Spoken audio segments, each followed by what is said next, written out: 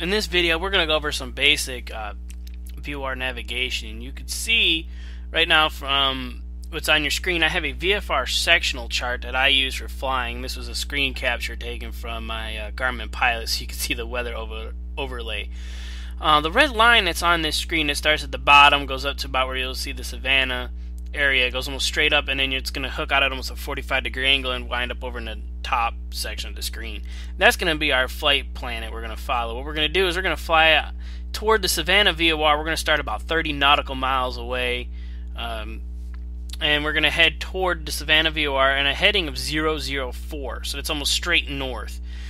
When we get into the aircraft, the VOR is already be tuned, and I'm going to be at what's called an intercept angle, which is going to be almost 90 degrees coming in. I'll be down near midway through Georgia, almost near Florida, and we're going to come in, intercept that radial, which is the 004 radial. The Savannah VOR will intercept that, fly toward the Savannah VOR. Then once we get to Savannah, we're going to turn to a heading of 058 and fly out toward the Charleston VOR, and then we'll capture this Charleston VOR and fly into Charleston.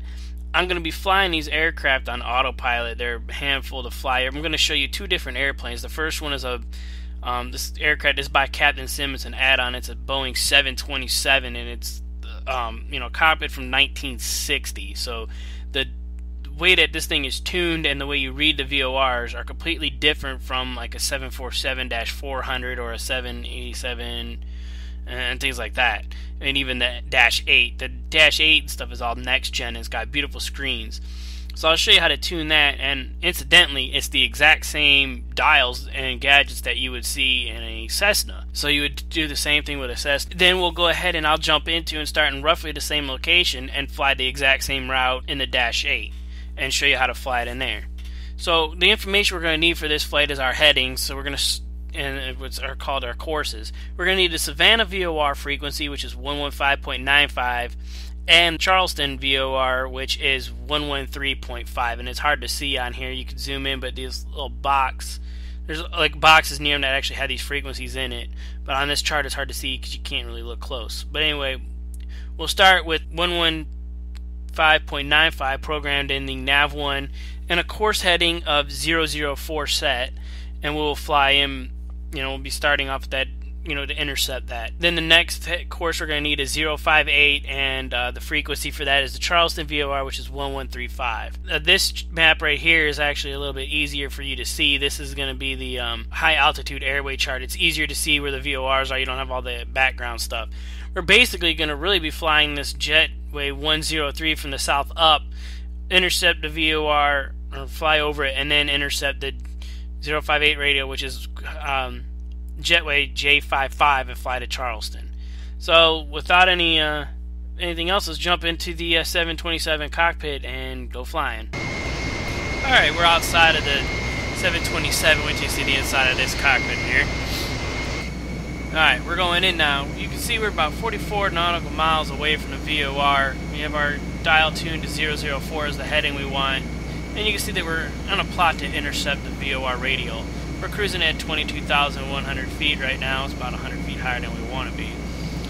Alright, what we're going to do is we're going to fly this heading until this needle starts to move. Then we're going to turn toward the that localizer immediately, and we're going to turn toward our heading. I know earlier we said that when I was showing you the graphs, we're going to be about 10 nautical miles south, but things just move too quickly when you're 10 nautical miles away, and it became too much work for me to try and explain stuff and to go through and do this with you. Alright, so there goes our needle. Our needle is starting to move right now. And let's see here, we're going to start our turn to intercept here shortly.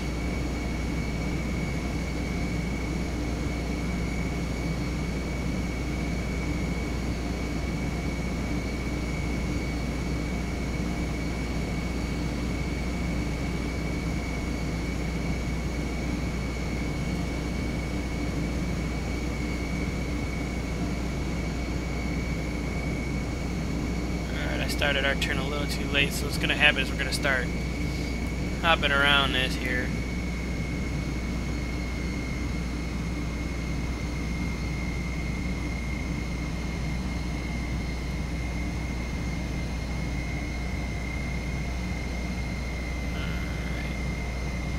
Again, I turned a little too late, and that's okay. You just had to zigzag around. Now just remember, the closer you get to the VOR, though, the more sensitive that's going to be. And if you engage in autopilot, like within 10 nautical miles, you're probably never going to really get to a straight, level flight. You're going to be bouncing all over the place, zigzagging everywhere. Once we get settled on the VOR, we're going to hold that heading as we get closer. If you're in an autopilot, you're going to want to disengage the autopilot from VOR and put on heading track. Because as it gets closer, you're actually going to lose the signal when you overfly it and then regain it. And if you don't shut off the autopilot from the VOR lock, what's going to happen is it'll start rotating or diving, trying to find it again. It doesn't realize that you overflew it. Okay, so we're going to turn back now a little bit to try and intercept that VOR.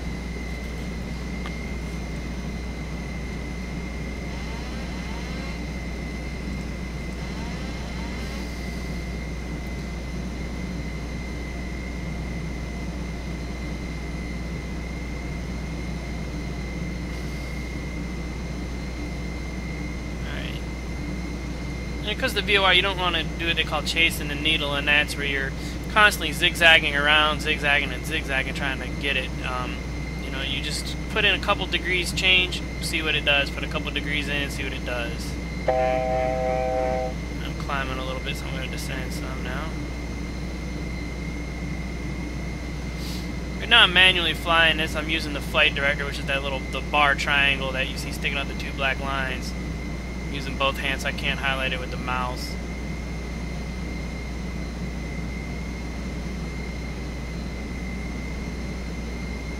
Watching my airspeed, watch your attitude, watch your heading. Alright, I'm going to start rolling out now.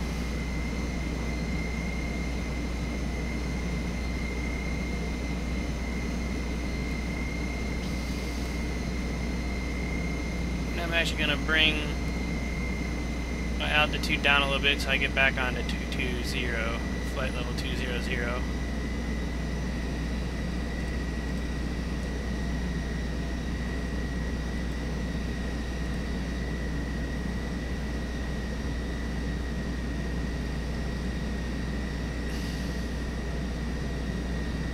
Alright.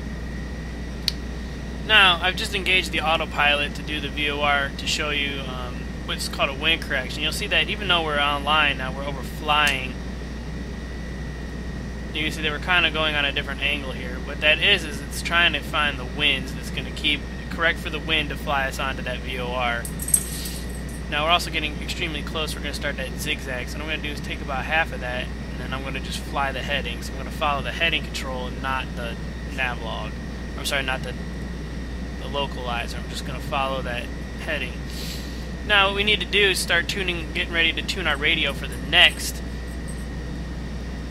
VOR, because that's going to be coming up soon. And I already had this one obviously tuned at 115.95, which is the Savannah VOR. We're now going to tune to Charleston VOR here in a second. I'm going to go ahead and just put it into the second one so I can see it here. So it's 113.5. And you can see that the ADF right now is showing my direction here. Alright, so right now we are 10 nautical miles away from the Savannah VOR. And we're a little bit off of our path because of the turn a little bit. And as we get closer, this thing's going to start zigzagging. You're going to only be a degree or two off, and it's going to be flying all over the place.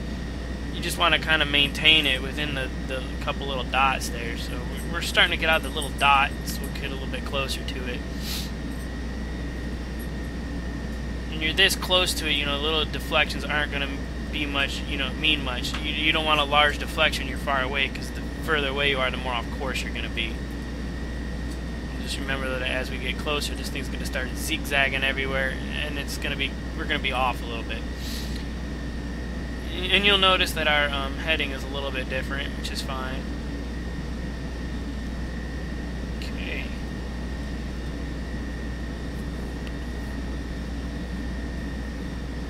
Alright, we're at that point now where it's probably going to start changing us, so I'm just going to hold this at heading right now until this needle switch, until the little 2 arrow disappears and we start flying away from it.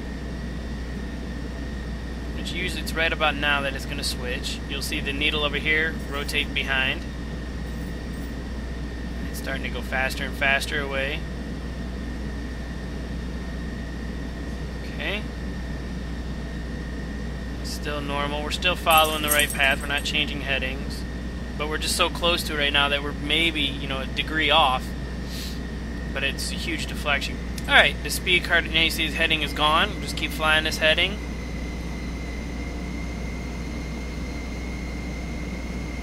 And now we have it back. So we're going to go ahead and tune to 058. I'm sorry, tune the needle to 058. And start our turn. We're going to, obviously, since we were fluid, we're going to have to turn into it.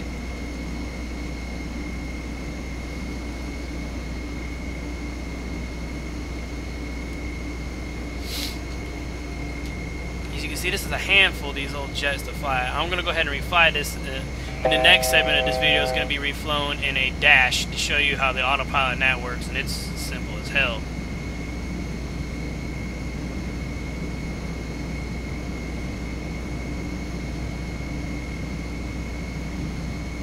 Okay, now you can see that our ADF needles right now, the ADF2, or actually this is VOR. VOR2 is pointing straight ahead, and that was kind of pointing to the rear of us. That's what we want. The thicker arrow one is the second VOR, which is away from us. That's the Charleston one.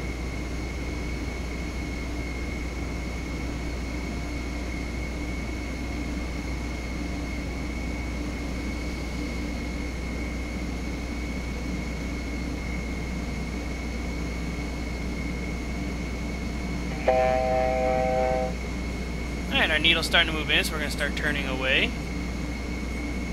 to intercept it.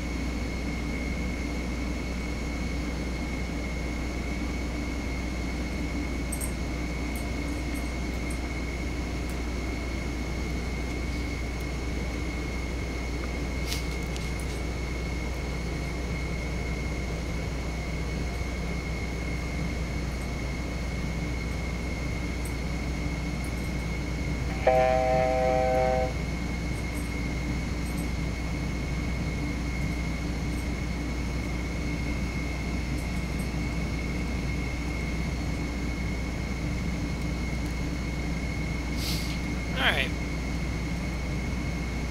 Now what I'm going to do is I'm going to just kind of hold this heading right here, because we're kind of established on it. And then we're going to switch to VOR2 by just putting this number in, which is 113. Nice feeling there, you see it. 5. And now you'll see we are 61 nautical miles away and our needle is directly on. That's what you want to see right there. Okay, I fast forward the video here a little bit, so now we'd have to sit through 45 nautical miles of us just BSing. Alright, we're now like 14 nautical miles away from the Charleston VOR. You can see we're pretty well established on it. We got the heading set just in case, and I'm flying this manually right now. We're holding our altitude around 22,500. We are 500 above our start. Again, this aircraft is a handful to fly. This is real flying here. This is how it was done back in the day. There's no auto throttle on here. The autopilot on it is very minimal. And, you know, it requires you to actually fly this airplane. Alright, so we're still on our heading of 058. And you can see we're a little bit below it, but that's normal. We're correcting for the wind. And we are 9 nautical miles away from that VOR station. Everything else is looking good in here. Okay, so we're just going to keep maintaining this, and if we switch to the exterior view and we look outside, you should start to see the Savannah VOR come into play. Right there it is.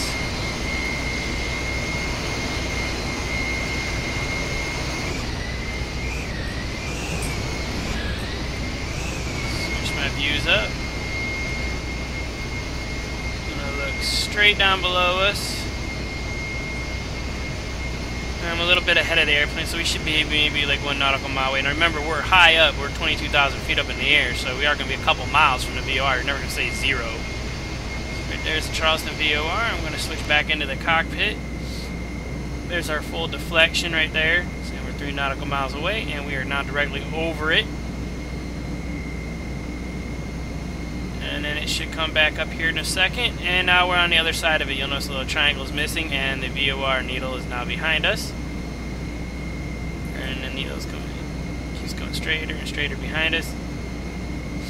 and this is now going to be off because we are no longer on the zero. Oh, yep, it's moving in.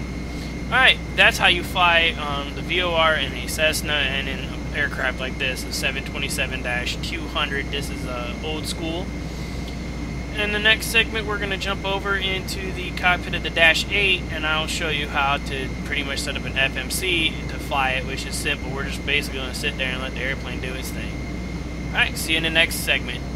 We're back here now in the Dash Q400. We are now 31 nautical miles south, flying and heading up east. We're going to intercept this blue line right here. Once it starts moving, we'll make our turn. It's going to be very similar to the 727 that we flew earlier, only now we have more of a visual display. We have the terrain mapping on the ground with the VOR overlaid on top of it. Easier to see. It's not that little tiny needle that zigzags around and bounces.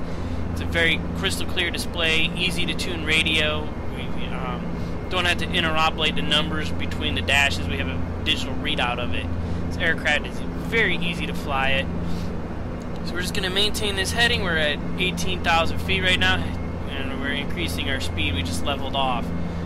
We're going to fly this heading, and then we will intercept the VOR and fly it in. I'm actually going to arm the autopilot right now by hitting the nav button. You'll see VOR is now in white. That means that it is ready to capture. So we're just going to keep maintaining this. You can see the white needle right here, and can't see it on that, but the white needle is pointing to VOR1, saying that we're 31 nautical miles away. That's our exact heading.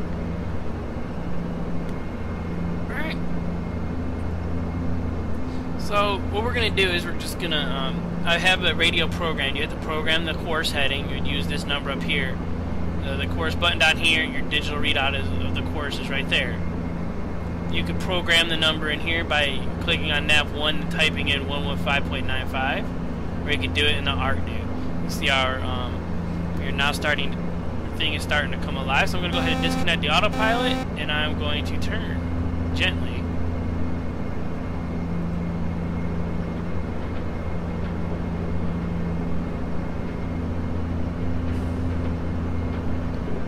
And I'm turning now to intercept that, the needle. We're going to overfly it a little bit, and that's okay. But what I don't want to do is lose too much altitude, so I'm going to try and maintain the needle on the bar.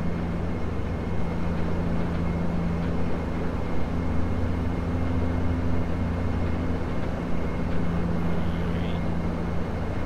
Come back up.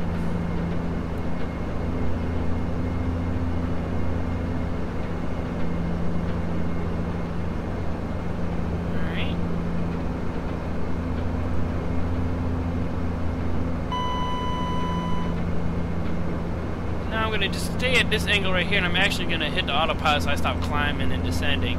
The autopilot is going to keep me at 1,800 feet. It's going to fly me on this heading. It's going to very gradually intercept that line. You can see it's starting to turn me a little bit, shallowing out my bank a little bit. And it's descending me down, so we got to watch our airspeed in this aircraft because we don't want to go too fast. Alright, you can see now that it's starting to even shallow out further, and that blue needle is coming in closer and closer. When this is a straight line, we're right on. Now, because you'll see here we have a wind right now. We had this wind right here.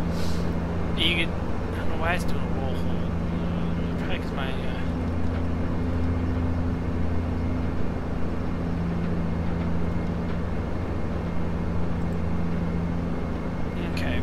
you can see that we have a wind right now that's coming from our left, blowing toward the right at 24 knots.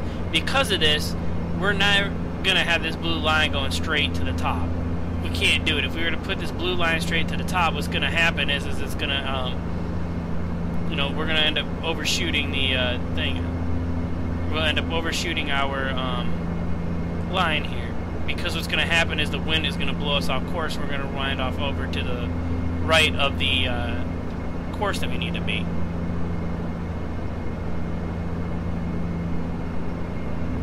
What the hell?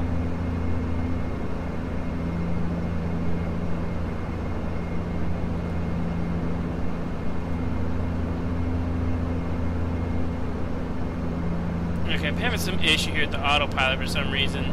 If you notice over here, it kept changing the wings level. For whatever reason, it was losing the VOR lock, and we were overflying it. I don't know what was going on with that. See? He was doing that. I don't know what in the hell. But basically, the thing is that it's the same concept, whatever.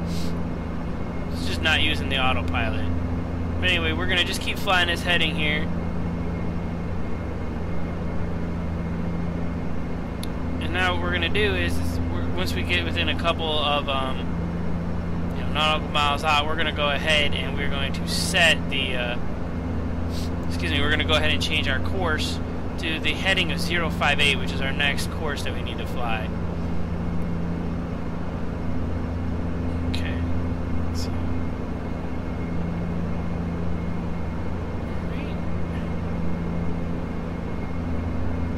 alright, so we have Savannah in sight. We're within 10 nautical miles. What I'm going to go ahead and do now is I'm going to go ahead and change our course heading. If we fly closer to it, what's going to happen is we're going to end up losing the signal. And we'll have to overfly it, then turn around, loop back, and re-intercept. I don't really want to do that. So what I'm going to do is I'm just going to change my course right now to heading of 058.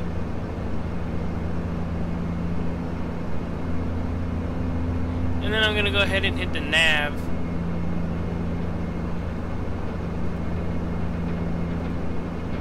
And I'm going to go ahead and change the heading to an intercept level so we don't overshoot.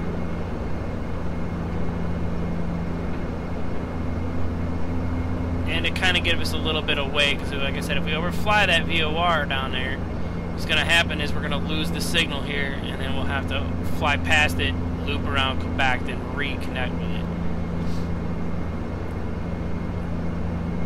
So we're just going to maintain this heading, keep monitoring. For whatever reason, this is the second video I've had to make. Before, the VOR, I had no problem with it. It stayed on it, never disconnected, and now I'm trying to do this second video, and the VOR keeps disconnecting for whatever reason. But again, that's alright. We could always fly it by hand. We have all the information that we need to fly by hand. And we could even just program in a heading hold and just keep changing the heading around to keep the line centered like we did in the DC, or the 727. But it is still pretty damn annoying that that VOR keeps doing that crap. Alright, so you see that our needle is changing, so that means we are now passing the VOR. And there goes our line. So I'm going to go ahead and disconnect that autopilot, and I'm going to go ahead and turn now.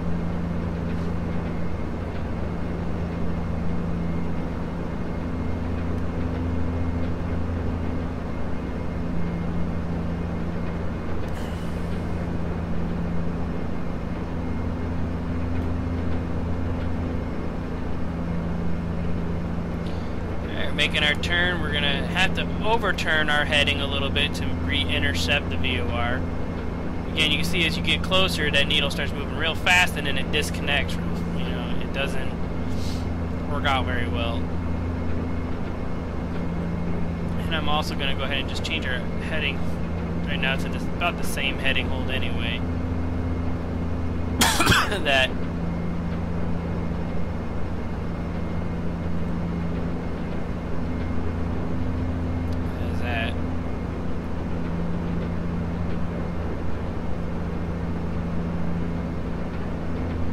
so we're going to come back in.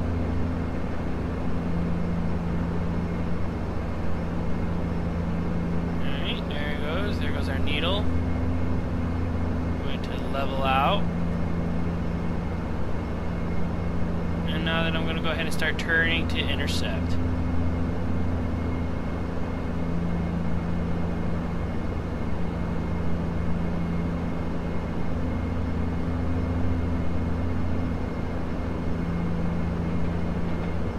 Shot it a little bit, steepen the bank angle on it a little bit.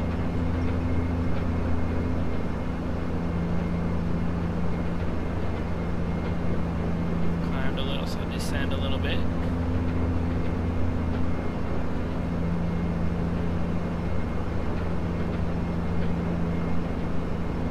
Alright. Yeah, by no means is this a perfect flight here. Okay, so I'm going to climb up a little bit. And we're going to start turning our heading in.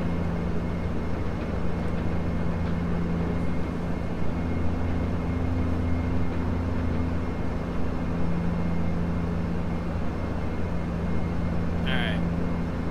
Now we're going to start shallowing out a little bit.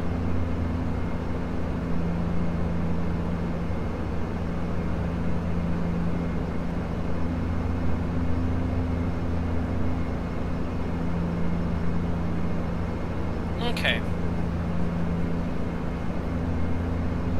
Alright, that seems like a pretty good heading right there that we're just gonna watch for. If we do lose the VOR again, we're just gonna maintain this heading and just keep the blue needle, you know, centered. I don't know why it keeps, you know, this autopilot keeps disconnecting, but, and I don't know why I just blew the, why I went past the altitude there. That's kind of annoying as shit.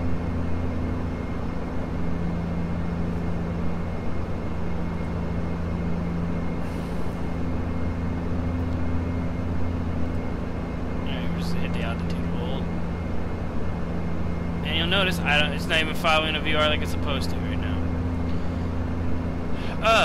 It's because my autopilot's not engaged.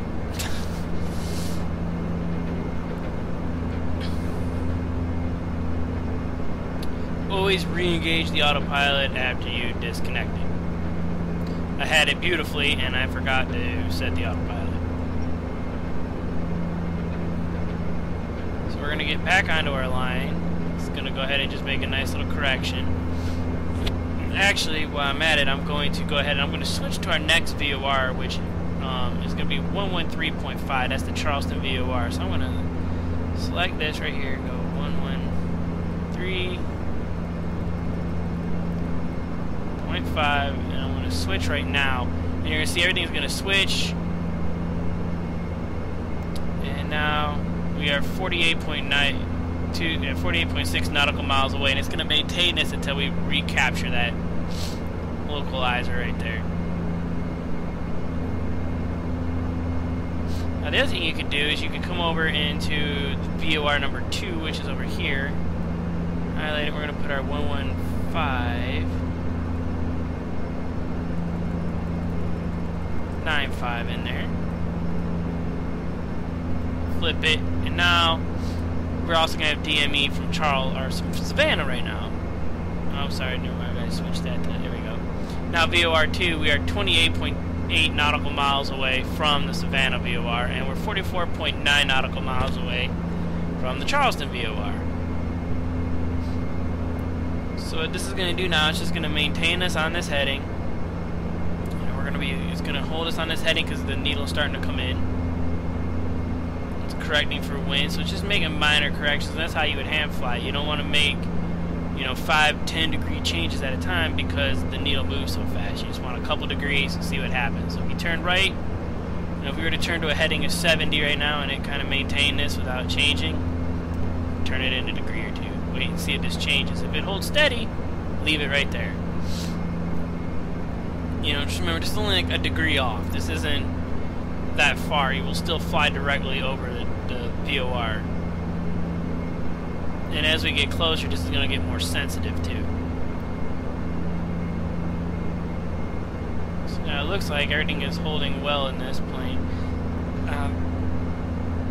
The one way you can tell that the autopilot is engaged, which I didn't look, is you'll see this little AP green right down here. It says autopilot. That means the autopilot is active, and you'll also see on here the white triangles.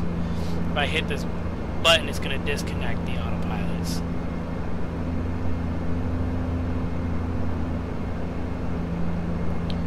Alright. What I'm going to do is I'm going to go ahead and I'm going to cut the video right now and jump us ahead. Otherwise, this is just going to be 36 nautical miles of flying straight and level and watching this blue needle slowly move in. And I will gain back up with you once we're about 10 miles away from the Charleston VOR. Alright, we just passed the 10 nautical miles, and you can see right now everything is perfect on. We've got straight, the needle finally changed itself and it stayed on course. We are 8 nautical miles away. I'm going to lift up over here, and it's over the hood of the nose of the aircraft. You can see Charleston directly in front of us, and the VOR is located, I think, right over by those green lights. I'm not really sure. I have to look at the chart. It shows the exact location. So, as you can see, we've flown all the way from probably near Brunswick, Georgia, through Savannah, turned over Savannah, and now headed out toward Charleston without having to look out the window at anything. You know, we could have done that at zero visibility, or even if I had just placed the, you know, I could have put the screen like that, and I could even have taken the weather radar and shut off the radar to make the screen look like that, and we know exactly where we're at. We're 4.4 nautical miles away from the VOR, and we're headed directly to it. We're far enough away now from Savannah that we've disconnected from it. So there'd be something else we could do if we were flying towards Savannah. We would program the Savannah VOR in here and wait until we got close enough for it to pick up and then switch over to it. And we're going to switch to the outside of the aircraft here. And I'm going to show a top-down view. And look at that, we're right over the top of the airport. So we flew directly to it without any issues. Alright, we should be passing the VOR right now if I go in here. And there goes the deflection. And we're right back where we started from on the arrow, and we're flying out 1 nautical mile away from it. So that's how you do the VORs in these aircraft. You'll see that the 727, which is just like the Cessna, just the exact same gauges, it's a handful to fly. You've actually got to hand fly these things, turn them yourself, and try and line them up, and it's difficult with wind. In an aircraft like this, the next gen aircraft like the Q400 we're in and the 747-400, it's a lot easier to fly with the displays and the different radio. You know, we went from trying to turn little dials to entering digital, and you don't have to interpolate the little tick marks on the 727, and here you just turn it right in and see. So I hope these videos help you, and I'm going to try and come out with some others on how to follow charts, like how to do SIDS and stars, how to fly them, and we'll do the same things. I'll fly them in different aircraft. I'll also give you some videos on different add-ons that I have to try and help you out. Until next time, have fun.